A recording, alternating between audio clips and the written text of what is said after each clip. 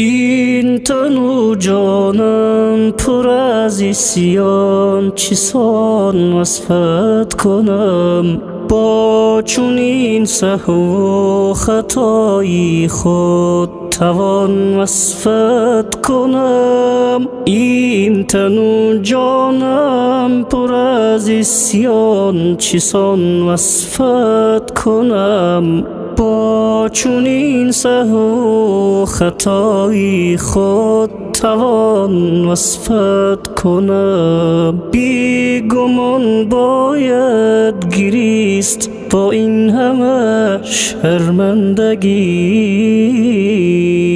ارزش این را ندارم که این زمان وصفت کنم. بی گمان باید گریست با این همه شرمندگی، ارزش این را ندارم که این زمان وصفت کنم.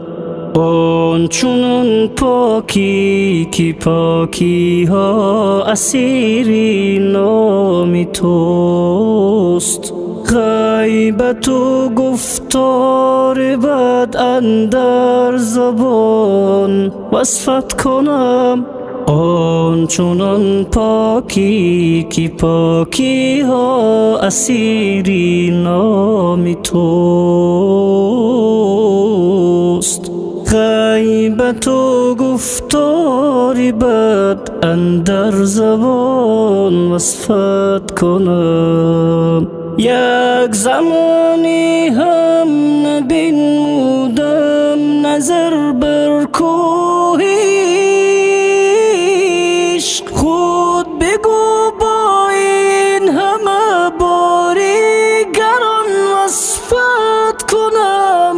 یک زمانی هم نبینمودم نظر بر کوهیش، خود بگو با این همه باری گران وصفت کنم. دادیم رزقی فراوان و تنی خالی ز درد، می توان با این غروری جسم و جان وصفت کنم. دادیم رزقی فراوان و تنی خالی ز درد،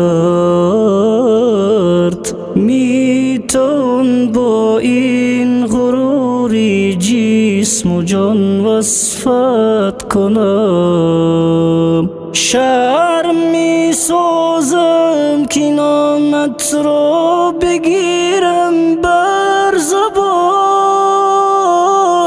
دور از محفل خوبان با بدان وصفت کنم. شرم می دارم که نامت را بگیرم بر زبان، دور از محفل خوبان با بدان وصفت کنم. حیف این عمری جوانم که به غفلت صرف شد، هر زمان دنبال شیطان دوان وصفت کنم.